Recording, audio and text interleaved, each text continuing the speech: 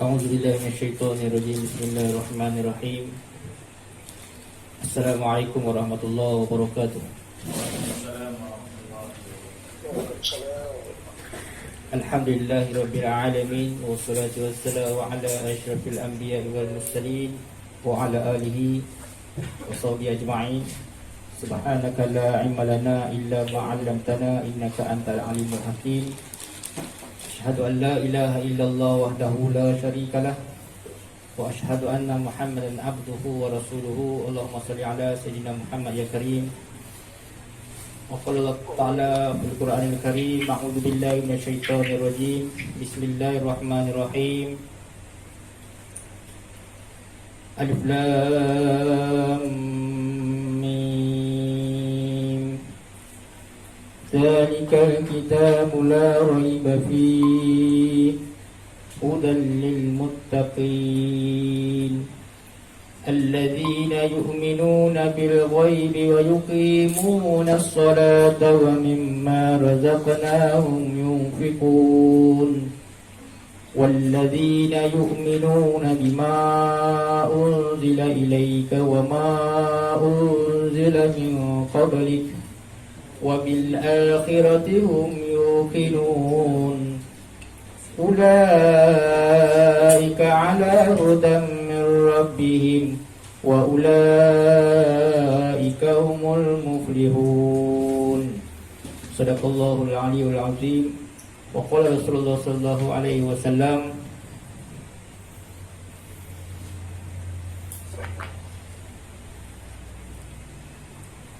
innama ilmu bita'allum atau kama qala wa amma ba'du.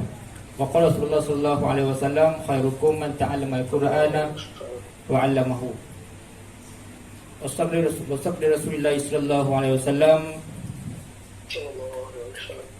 Allahumma zidna ilma wa zidna fahma. Allahumma zidna fahman Nabi Muhammad sallallahu alaihi wasallam. Allahumma zidna mutaba'atan Nabi Muhammad sallallahu alaihi wasallam awalan wa akhiran wa zahiran wa batinan wa qawlan wa fi'lan wa ibadatan wa amalan solihah. Allahumma salli ala Sayyidina Muhammad ya karim. Alhamdulillah, syukur kepada Allah subhanahu wa ta'ala, syukur kehadirat Allah subhanahu wa ta'ala yang maha sempurna, maha menyempurnakan. Maka majlis kita pada hari ini, kita dapat sama-sama menyambung kuliah kita masih lagi dalam tajuk pembatalan syahadah, untuk kita kemaskinikan, untuk kita update kefahaman penghayatan dari segi dalam cabang tauhid kita, untuk kita sama-sama berusaha memantapkan kita punya usaha tauhid kita, kefahaman kita yang mana kita nak bawa di dalam kehidupan kita, dan untuk kita bimbing dan pimpin diri kita, juga keluarga serta masyarakat yang berada di luar sana, yang sikit sebanyak yang rata-rata celaru, rata-rata dalam dilema, rata-rata dalam keadaan yang huru-hara, kelam kabut. Dalam bahasa cantiknya kita panggil dahaga. Dahagakan ilmu, yang mendahagakan ilmu yang sebenarnya dalam bidang tauhid ini jarang sekali-sekali kita dapat, untuk kita dapat duduk turut serta dalam kuliah-kuliah tauhid kita. Melainkan hari ini, di zaman hari ini, melainkan ada di dada-dada media sosial kita, tetapi namun tak ada pun orang baca dan tengok pun dan berminat. Jadi alhamdulillah, bukanlah kita nak gunakan media ini untuk kita punya medium kita sebenarnya. Sebenarnya apa yang kita nak buat pada petang ni di dalam kuliah kita ini, semata-mata untuk kita mendapat keridaan Allah Subhanahu wa taala. Itu nawaitu kita. Sejajar dengan Nabi sallallahu alaihi wasallam telah bersabda, innama a'malu binniyat. Setiap perbuatan mesti bermulakan dengan niat. Jadi kita kena panggil tahsinun niat. Kita kena perbaiki niat kita. Kita kena istikhlas di dalam niat kita. Maknanya istikhlas ni bermakna memastikan keadaan niat-niat kita daripada awalan, daripada an-nisfu, daripada pertengahan dan akhir, sehinggalah pengakhiran ini, supaya niat kita stable dan maintain, iaitu untuk mendapat redha Allah Subhanahu wa taala. Bukanlah sebab nakkan glamour, famous, bukanlah nakkan mata wang, bukanlah nakkan dunia, bukan nakkan nama, bukan nakkan kepujian dunia manusia, makhluk semata-mata, namun hanyalah untuk lillahi ta'ala, insya-Allah. Baik, jadi alhamdulillah kita dah pergi agak jauh berkaitan dengan tuan-tuan yang dirahmati Allah, dah belajar, jemaah makmum, sahabat-sahabat saya yang saya kasihi. Sedar tak sedar kita dah jauh pergi dalam kuliah kita ni, dalam bidang tauhid ini dalam cabang pembatalan syahadah yang perlu kita ketahui, yang perlu kita semak ataupun ulang kaji, yang jarang banyak yang terlepas pandang lah berkaitan perkara ini. Jadi tidak kita nak bagi tahu, kita nak kongsikan, bukanlah kita datang sini bukan saja suka-suka, sonok-sonok, tetapi kita nak memantapkan akidah kita, tauhid kita. Kita nak betulkan yakin dan kita nak membetulkan hati kita, supaya apabila kita ibadat, Allah terima ibadah kita. Apabila kita mati esok, kita diterima oleh Allah SWT akidah kita, pegangan kita. Kalau boleh apa yang kita salurkan, kalau boleh apa yang kita sembahkan ini sampai kepada Tuhan punya, bukan sampai kepada Tuhan lain selain daripada Allah Subhanahu wa taala. Atas dasar itu kita datang sini. Atas dasar itu kita risau, kita bimbang, kita datang sini. Atas dasar itu kita sama-sama bersama dalam kita panggil dalam kumpulan ataupun jemaah ini, hanyalah untuk memperbaiki diri kita, insya-Allah, dalam bidang tauhid ini, insya-Allah. Jadi Allah Subhanahu wa taala telah berikan kita begitu banyak nikmat, itu banyak sekali nikmat pada kita, supaya kita dapat belajar, supaya kita dapat belajar bagaimana dalam keadaan kehidupan kita pada hari ini, untuk kita menuju kepada Allah Subhanahu wa taala. Ad-darasah minal mahdi ilal lahdi. Belajarlah daripada buayan sehingga ke liang lahat. Minal mahdi ilal lahdi. Belajarlah sehingga daripada buayan sehingga ke liang lahat. Maknanya malam pertama di malam kubur tu, di dalam kubur, malam pertama di dalam kubur, ma rabbuka, itulah pembelajaran kita. Nampak? Ma rabbuka itulah yang kita bincang dan nak terjemahkan di dalam kuliah kita ini, berkaitan dengan ma rabbuka saja. Bukanlah semudah itu. Saya tahu Allah dah jam. Tahu semayang, tahu azan, tahu puasa, tahu. Bukan soalan tahu. Allah yang maha kuasa, qul huwallahu ahad, Allah yang maha esa. Esanya Allah, satunya Allah ni takkan siapa boleh faham kalau tak Allah yang bagi faham.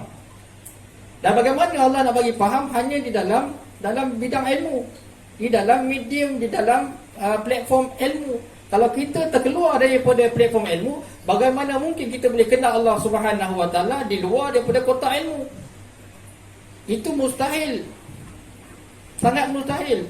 Kerana Allah Subhanahu wa taala telah memberitahu dalilnya, sandarannya. Kan bagaimana Allah Taala isytiharkan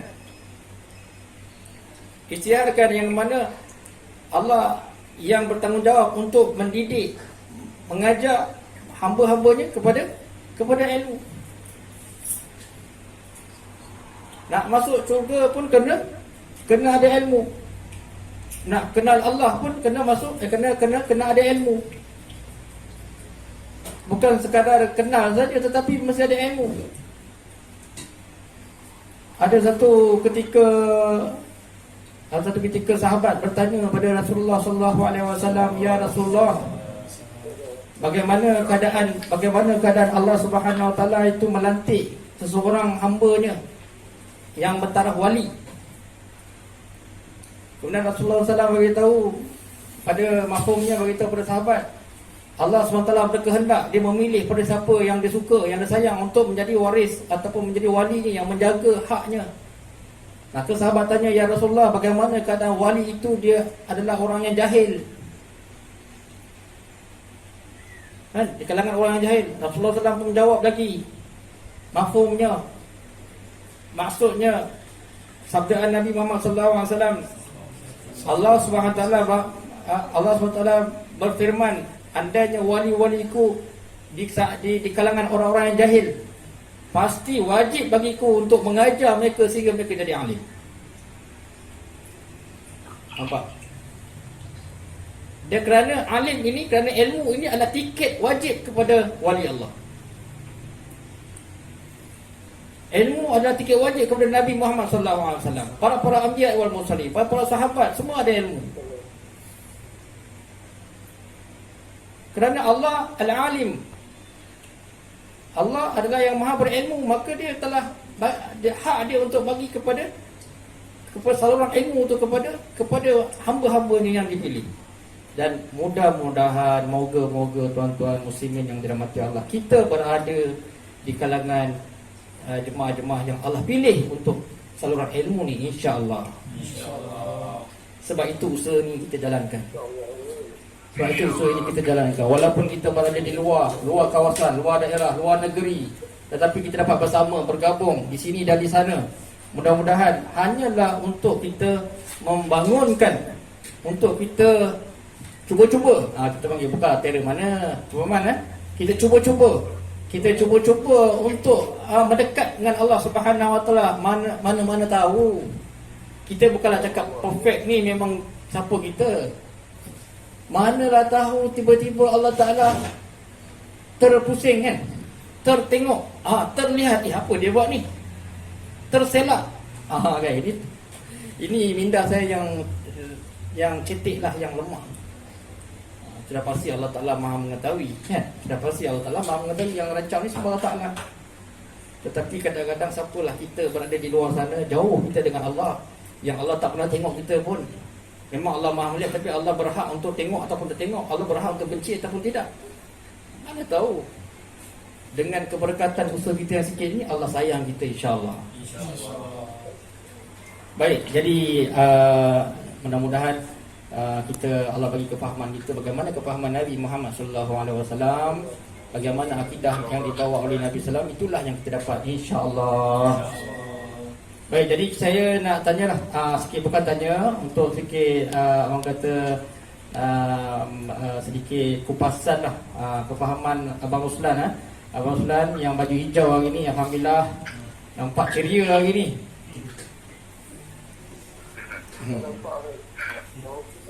Hijau muda tak sedar saya ni. Hijau apa ni? Hijau daun pisang ke? Nampak Abang Ruslan apa hari ni ceria dan muda. Alhamdulillah. Abang Ruslan boleh bagi kongsi sikit berkaitan dengan nota-nota kita yang lepas, yang 2 minggu lepas, berkaitan dengan sedikit lah, kita nak buat semakan ulang gaji sebelum kita mulakan.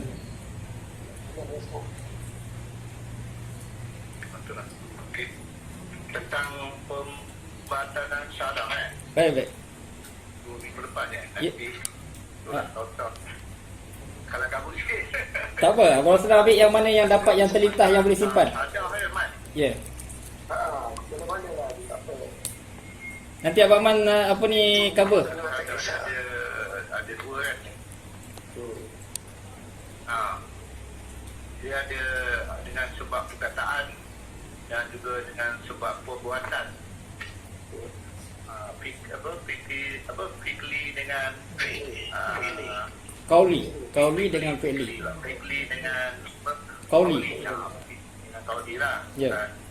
Kauli. Fikli dengan kauli lah. Yang perkataan dengan perbuatan lah.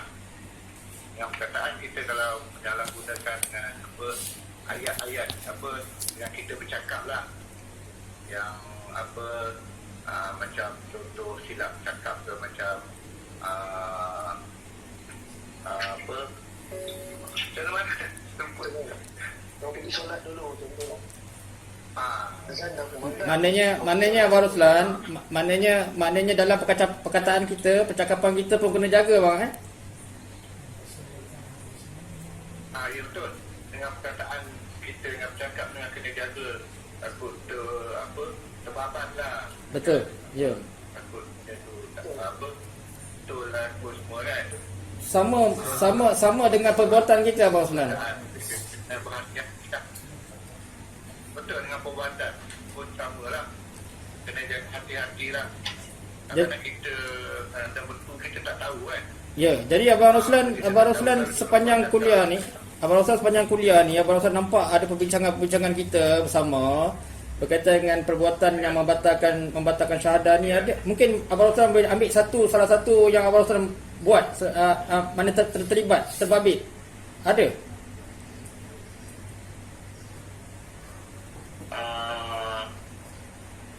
Atas saya ke? Ya, peribadi. Itulah. Ya, Ustaz. Pribadi. Kadang-kadang ni lah kita bercakap benda tu, kadang-kadang kita bercakap tak berlandaskan agama contoh kan. Betul. Saya ingat kadang-kadang kita macam kita bercakap je tapi kita kadang lupa benda tu kan. Takut juga benda-benda macam tu kita tak tahu benda tu sebenarnya tak apa. Benda tu dah bantah syahadah kita. Kita tak tahu benda-benda macam tu kan. Ya. Itu yang takut tu. Betul? Macam itulah takut tu yang benda-benda macam tu. Dengan perbuatan pun sama. Kita buat benda-benda yang pergi jumpa bomo ke apa kan. Itu pun yang bukan ada bacaan Al-Quran, ayat-ayat Al-Quran lah. Dia macam yang kita dia untuk umur ni bercakap dengan yang tak pernah kita dengar ayat-ayat dia apa semua kan yang dia cakap. Itulah takut tu benda-benda macam tu kan. Kita percaya benda kita ikut tak apa semua kan. Itu yang takut benda-benda macam ni lah kan. Kita tahu benda-benda macam ni contohnya macam tu dia tanam ada dia dalam dalam tanah lah macam kan ni dia punya macam benda-benda yang yalah kita ikut je benda tu. Kita tak tahu benda tu memang boleh membatalkan syahadah kita kan. Kita tak tahu, kita ikut je benda tu tapi benda tu malah boleh membatalkan syahadah kita. Itu yang kita takut tu kan. Macam dulu-dulu orang kampung kan macam-macam dia orang buat macam bagi makan kan, bagi makan pada benda-benda macam tu macam bulu kuning apa semua kan, ada ayam apa semua bubur pada siapkan dia punya tempat dia orang apa semua bagi makan semua ada masa saya kecil dulu kan memang ada orang bagi apa semua dekat. Saya ingat dulu masa saya kecil masa dulu dia orang letak dekat tempat kolam mandi letak bagi dia orang macam dia orang makan lah. Benda-benda macam tu saya pernah tengok benda-benda itu macam berduri kenara apa semua macam kita macam benda tu pelik kan, benda tu macam pelik. Itu yang kita tak tahu benda tu memang boleh membatalkan syahadah kan. Dulu lah masa dia kecil dulu. Betul. Pun kita boleh tengok dia benda yang pelik kan. Yang melakukan benda-benda tu. Sebab kita tanya boleh ke dia makan benda tu kan. Dia macam lah diorang buat benda macam tu kan. Itulah Wallahualam. Itu yang saya lain-lain ada lah macam-macam lah kita tak ingat lah macam-macam lah ada. Jadi pandangan tua-tua dulu kan. Jadi pandangan Abang Ruslan secara peribadi lah. Kalau kita lihat berapa ramai berapa peratus yang orang Melayu Islam kita yang amalkan perkara-perkara macam ni, khurafat, benda-benda yang tahyul, benda-benda yang membatalkan syahadah ini. Kalau kita lihat cabang-cabang begitu banyak sekali, begitu lebih mudah daripada buat batal syahadah daripada mensyahadah. Jadi kita nak cari bangsa lain untuk Islam tu tak ada. Malah kita pula tertanggal syahadah kita daripada agama kita sendiri, daripada kita sendiri. Jadi apa Abang Roslan nampak tentang berkaitan isu-isu macam ni, dan kita kumpul untuk kita tauhid balik kat sini. Abang Roslan punya pandangan, apakah kesan dalam negara kita kalau kuliah tauhid ni tak ada kat sini, macam mana? Okey, itulah saya tengok sekarang ni, masa dulu memang orang tak tahu langsung lah. Benda dulu pun ustaz-ustaz pun tak ramai kan. Masa dia kecil-kecil dulu, ustaz pun tak ada nak beritahu benda-benda macam benda-benda tak betul macam dulu-dulu kan. Dulu lah. Tapi macam sekarang ni dah banyak-banyak ustaz, dah dapat banyak ilmu kan, dalam TV, dalam WhatsApp semua lah, Facebook semua kan, ustaz-ustaz dah beritahu. Jadi benda ni orang dah tahu apa semua, benda tak betul. Jadi itu salah satu ilmu jugalah. Dapat tahu lah benda tu tak betul. Dulu kita bodoh aja sebenarnya, kita tak tahu benda-benda tu betul, benda tu boleh membuat kita tak ada dulu lah. Sekarang ni dah banyak-banyak apa benda-benda ilmu apa semua yang kita tahu lah betul, ustaz-ustaz daripada ceramah-ceramah agama ke. Itulah kita tidak upgrade lah kan. Saya tahulah sekarang ni dah upgrade, orang dah tahu betul. Dulu memang betul ustaz, kita orang bodoh dulu masa zaman kecil-kecil dulu. Kita tak tahu benda tu memang boleh baca terhadap kan.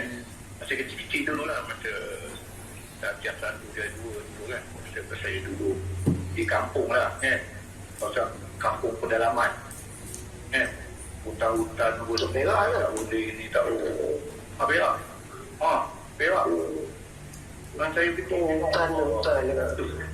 hutan. Memang saya dulu memang pengalaman, memang kampung betul-betul piau punya kampung lah, kira kawasan tu kan.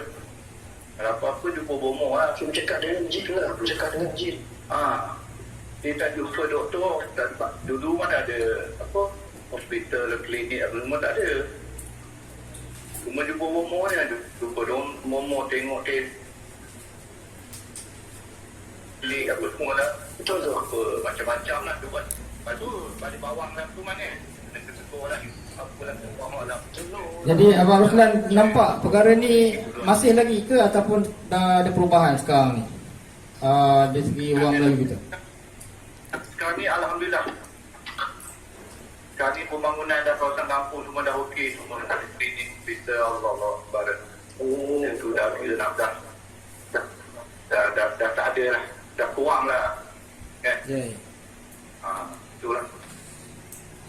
Baik, Abang Roslan, terima kasih atas perkongsian tu. Saya nak tahu sikit sebanyak apa yang Abang nampak lah dari segi tauhid kita, insyaAllah. Jadi memang maknanya penting lah, tuan-tuan dan insyaAllah sangat penting kita review ataupun kita ulang kaji. Kita tidak katalah kita pandai mana, tapi kita ulang kaji, insyaAllah kita berkongsi dengan orang yang mahir, yang ada dalam di sudut ilmu ini, insyaAllah. Jadi kita ingatilah, kita panggil nasihati, ingat mati, insyaAllah sejajar dengan kata-kata Allah, dengan firman Allah dalam Quran, ad-dinu nasihah, ad-dinu nasihah. Sesungguhnya agama itu adalah an-nasihat. Jadi selagi kita agama, lagi itulah kita boleh nasihat, kita nasihat. Tak semesti nasihatnya ada tauliah ke kan? Tak semesti nasihatnya kena ada nama ustaz ke kan? Tak sebenarnya nasihat ni kena ada PhD, degree, kena ada SPM kan? Jadi nasihat ni kalau kita tengok Rasulullah SAW pun memang tak ada pun sijil yang tinggi pun kan? Tetapi tengok nilai kualiti ilmu dia sehingga hari ni kita sedang berkata dan bicarakan, insyaAllah. Baik, mungkin Abang Man nak sambung sikit. Man pun okey. Masa dulu kan kita ni bulan Safar kan, duk mandi Safar dulu. Tapi bulan-bulan Terengganu pun sama juga. Dia pun mengamalkan. Lepas tu perlahan perkembangan agama dah mula masuk cantik, dah perbajian dan media platform kita ada, TV kita dah ada, dan para da'i dah banyak menceritakan benda-benda, insyaAllah kita banyak belajar juga daripada situ Ustaz. Fahamlah sikit tentang kita punya pematalan syusadah dari segi perbuatan kan. Kita tahu ialah awam nampak dari segi macam ni. Diorang dah cantik, dah naik semua, macam katalah Abang ambil contoh Abang Man, adik-adik Abang Man dah cantik, naik, tapi masa dia jauh ni tak nak mengupdatekan diri. Maksudnya takkan kita ditakut lama Ustaz. Tak kena fikir, sebab dia tak boleh kata kita hantar anak kita pergi belajar Al-Quran dan kita sendiri pun tak tahu apa belajar, tak tahu apa yang dia belajar. Kita pun kena masuk juga faham tentang Al-Quran tu. Dia malu Abang. Dia malu Abang. Malu kena buang jauh-jauh. Kena bawah-bawah pula. Tak kisahlah dia mula start daripada bawah ke alif, bata ke, tak kisah. Betul tak Ustaz? Abang berfikiran macam tu. Baru kita tahu keadaan susahnya anak ni dia masuk kelas tahfiz tu, macam mana dia menghafal. Abang rasa itu masih sebenarnya terkena pada diri abang juga. Dia Abang Man, itu memang betul, tapi eloklah Abang Man teguran tu kepada adik-adik beradik Abang Man lah. Betul kan? Jadi macam saya pula kat sini, kita dah ada Siapa yang nak menegurnya? Apa pula yang nak menegur dia Ustaz? Sebab kita ni anak lucu. Itulah, sama dengan saya di sini. Kita di sini ada madrasah dah dibina. Kemudian kalau kita tengok pelibatan masyarakat sekeliling, kalau kita lihat pelibatan masyarakat sekeliling tu, kita panggil peratusannya begitu rendah. Lebih rendah daripada orang luar. Daripada orang luar, orang jauh dia nampak. Orang dekat-dekat, jiran-jiran tetangga ni kurang sangat lah kita panggil. Tapi Alhamdulillah sejak akhir-akhir ini dah nampak apa kita panggil Allah buka jalan tu. Tapi walaupun cara tu agak kadang-kadang keras sikit, kadang-kadang kan dia orang hadir. Mereka dah mula nampak, insya-Allah. Mudah-mudahan. Baik, okey Abang Man, kita sambung sikit lagi untuk daripada Zafi lah. Sikit kupasan daripada kuliah kita yang lepas, untuk kita sebelum kita sambung kita minta tajuk kita pada hari ini. InsyaAllah Ustaz. Assalamualaikum warahmatullahi wabarakatuh. Assalamualaikum. Salam sejahtera, selamat petang buat semua. Alhamdulillah kita bertemu pada petang ini setelah 2 minggu kita berehat. Kita menyelami intipati yang apa yang telah Kita direhatkan oleh Allah. Kita direhatkan oleh Allah untuk kita tidak terkejut atas ilmu yang telah diberi oleh Allah pada kita dari segi tauhid ini. Alhamdulillah. Mungkin ramai ada simptom yang akan dirasai sepanjang tempoh 2 minggu ni. Wallahualam. Okey, baik. Untuk intipati yang telah speaker rumusan review daripada Jumaat 2 minggu lepas, iaitu 3 hari petang pada jam 3.52 petang kita mulakan kelas. Ada dari segi kita punya intipati masih lagi dalam skop Fadli, dan huraian bagi kelas tersebut merangkumi 4 perkara untuk soalan yang terbaru pada minggu tersebut, iaitu berkaitan dengan capal makam wali-wali, warna kuning, iaitu warna yang digunakan untuk individu ataupun golongan tertentu, iaitu warna kuning, dan juga tentu berkaitan dengan adat atau istiadat orang Melayu. Telah dikupas oleh Ustaz tentang 4 perkara berkaitan dengan Fadli. Itu pada 2 minggu lepas. Bagi minggu ni saya ada beberapa soalan sebenarnya saya nak tanya Ustaz. Berkaitan dengan Fadli, masih lagi dah tempoh Fadli. Walaupun minggu 2 minggu lepas Fadli ni sekali kita dah closing, tapi ada sedikit lah minta Ustaz pencerahan sikit. Perkara-perkara berbangkit lah.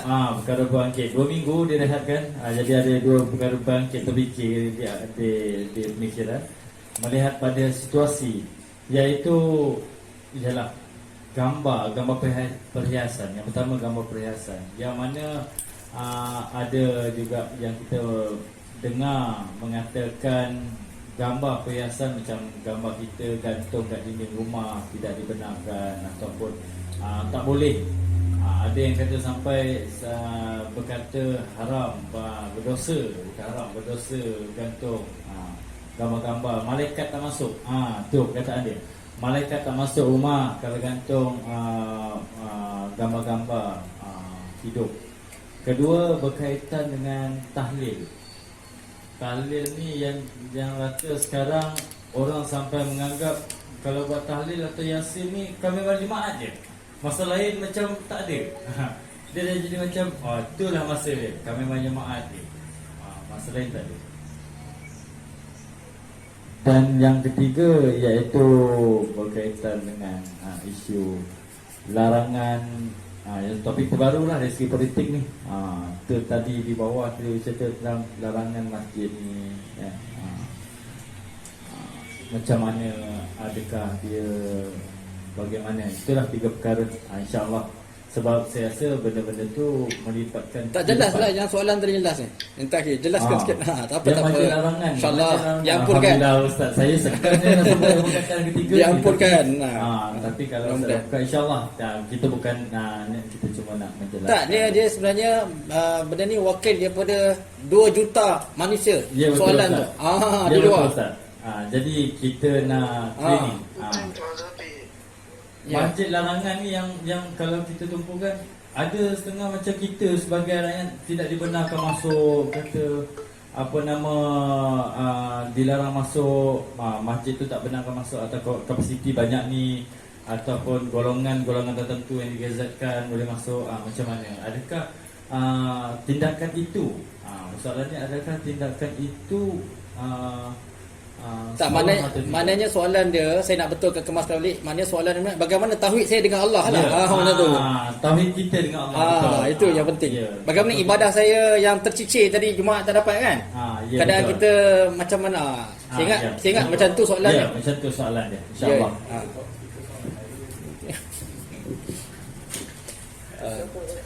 Sama soalan tu. Dah disoalkan. Wakil lah insyaAllah. Okey, baik, alhamdulillah. Kita boleh sambung ni menarik ni. Azafi selalu dia buat tarikan setiap minggu dia. Tarikan dia hebat dia ni. Allah tak sia-sia Allah Taala lantik dia.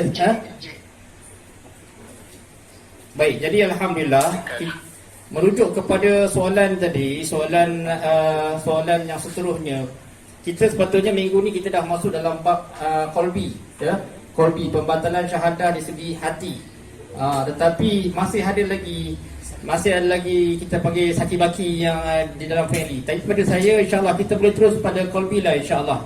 Jadi saya rasmikan lah pada minggu ni kita terus dah masuk qalbi. Cuma yang tadi kita akan selit-selit lah insyaAllah.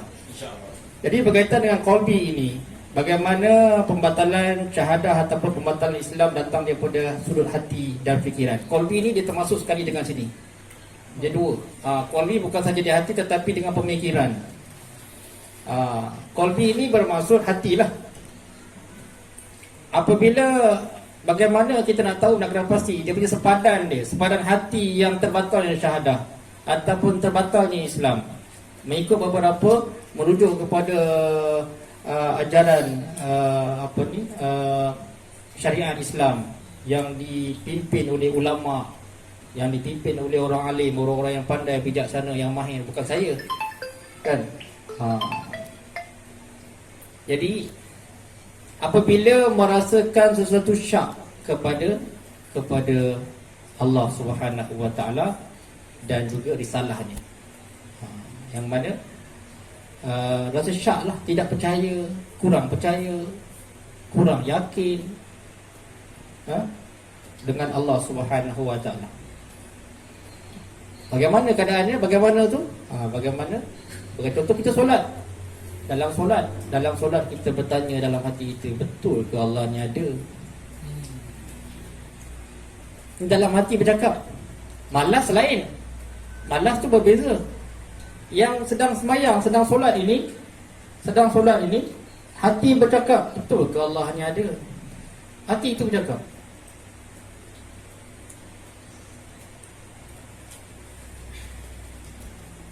Kemudian contoh-contoh lain kita lihat hati kita tiba-tiba rasa seronok dia nak masuk agama lain. Dia bukan niat nak masuk agama lain, tapi rasa seronok dengan agama lain. Enjoy, hati dia rasa tenang, hati dia rasa orang kata nikmatlah kita panggil. Dan kemudian sentiasa mengidamkan, bilalah aku nak masuk agama tu. Berapa tahun dia simpan?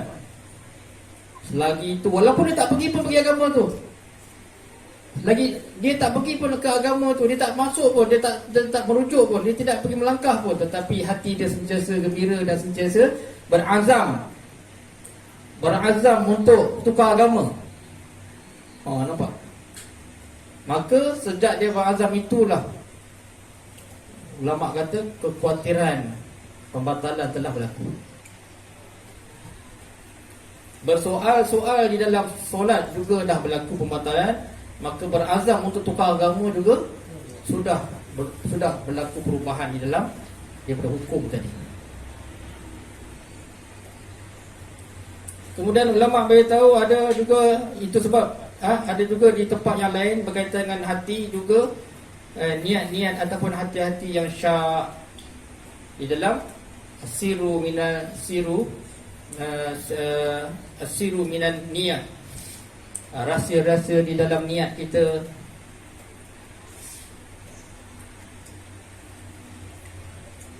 Sebagai contoh, niat-niat yang dibuat niat-niat amalan yang dibuat bukan kerana Allah, ghairullah, bukan lillahi ta'ala, ghairullah. Niat yang dibuat, niat beramal, namun bukanlah untuk Allah. Bukanlah untuk Allah, buat selain daripada Allah. Maksudnya apa? Makhluk. Buat untuk makhluk. Ini yang dipanggil, kalau kita lihat dalam konteks hukum syar'inya, kita panggil di dalam cabang riya. Di dalam cabang riya. Bismillahirrahmanirrahim. Ara'aital ladzi yukadzibu bid-din, fadzalikal ladzi yad'ul yatim wa la yahuddu 'ala ta'amil miskin, fawailul lil musallin alladzina hum 'an salatihim sahun alladzina hum yura'un. Di sini ayat dia, alladzina hum yura'un. Dalil yang jelas kita boleh ambil daripada sini, yang mana batalnya syahadah tadi di dalam hati, yang mana allazi, mereka yang mendustakan agama, mereka yang tipu dalam agama, mereka yang riak. Yura'un, orang-orang yang riak. Tuan-tuan, riak ini sangat dahsyat. Dia panggil kafir. Orang riak ni hukumnya kafir. Sebab saya lihat kata-kata ada yang berpahaman riak ni dalam istilah bahasa Melayu tak sama dengan istilah Quran. Yang mana yang saya baca tadi surah Al-Ma'un tadi, allazina hum yura'un, ni tak sama dengan riak yang difaham oleh tata bahasa pustaka bahasa Malaysia ni. Kalau kita lihat di dalam sistem pustaka bahasa pustaka ni, riak ni tak sama dengan yang Quran punya riak ni. Itu yang saya nak jelaskan, nak asingkan riak yang kita faham dalam bahasa Melayu dengan riak yang dikatakan dalam Quran surah Ma'un ini. Apa tadi? Riak yang dalam bahasa Melayu tak sama dengan riak yang dalam Quran cakap. Boleh terima tak? Macam mana? Ustaz, bagi contoh Ustaz. Bagi contoh boleh? Abang Roslan yang cakap. Abang Roslan faham tak tentang riak dalam bahasa Melayu? Abang Roslan faham riak ni apa? Bagi contoh Ustaz, macam riak dalam agama ni, dalam hati kita riak, contoh dia takut kita terbabas ke. Bagi contoh lah, macam riak dalam agama, riak dalam, ada dua Ustaz cakap kan. Abang Roslan tahu riak ni yang mana? Yang macam mana yang riak yang macam mana Abang Roslan hafal? Yang riak selalunya kita macam tentang dalam agama, semayang apa semua, pergi jadi macam apa, kita macam kita bangga dengan diri kita ke apa semua kan. Pergi apa solat ke apa semua kan. Kadang-kadang kita tak tahu benda ni kan. Benda ni kita tak tahu benda sama ada macam kita. Pak Ustaz bagi contoh lah senang. Abang Man faham riak ni yang macam mana? Yang orang Melayu biasa lazimnya yang faham riak ni apa? Yang orang Melayu.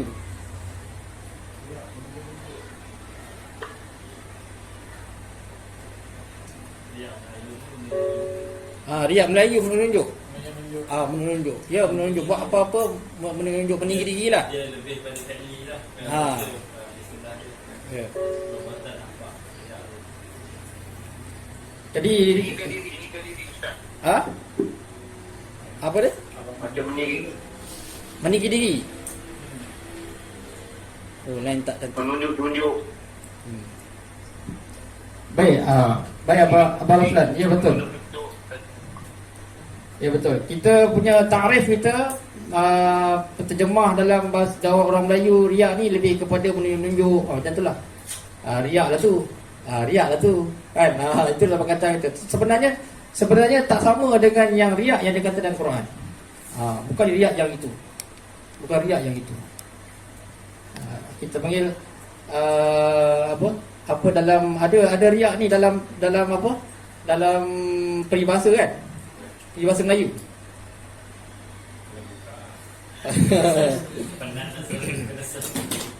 Apa riak apa?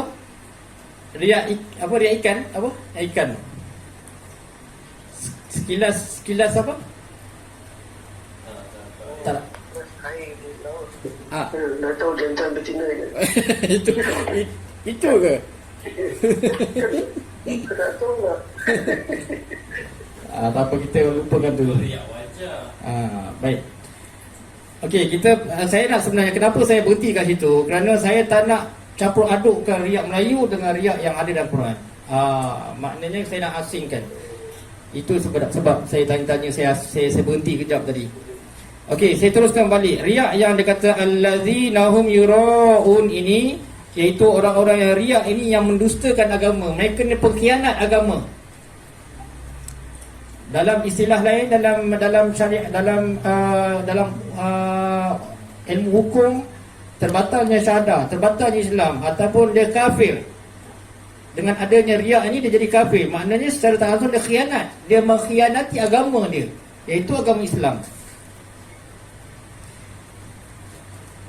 Dalam surah Al-Ma'un ini, cantiknya surah Al-Ma'un ini Allah Ta'ala senaraikan blacklistkan golongan-golongan yang ada dalam agama Islam ini yang jadi kafir. Dapat?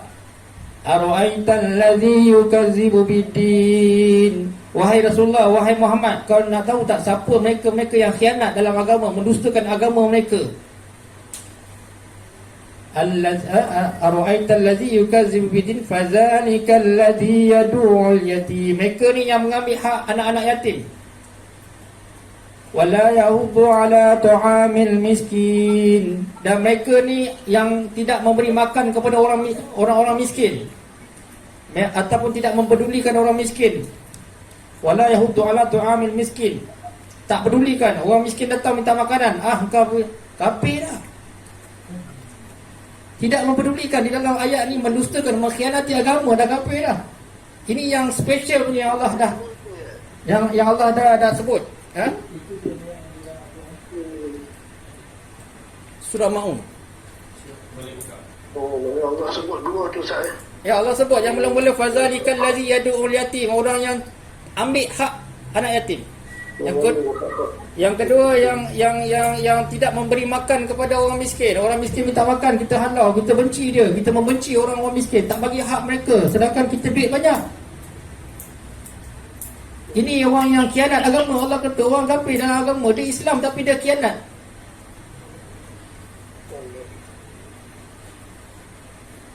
Fawailul lil musallin, dan neraka waillah pada orang yang solat. Ada di kalangan orang yang solat kat masjid ni pun di kalangan orang yang kafir. Fawailul lil musallin. Siapa mereka? Allah kata, allazina hum an salatihim sahur. Mereka ni solat mereka dalam keadaan lalai. Mereka solat tapi mereka tak percaya Allah. Mereka solat, mereka syirik dalam hati. Mereka solat dalam keadaan mereka kafir. Mereka confirm dalam neraka. Neraka pun disebut nama wail.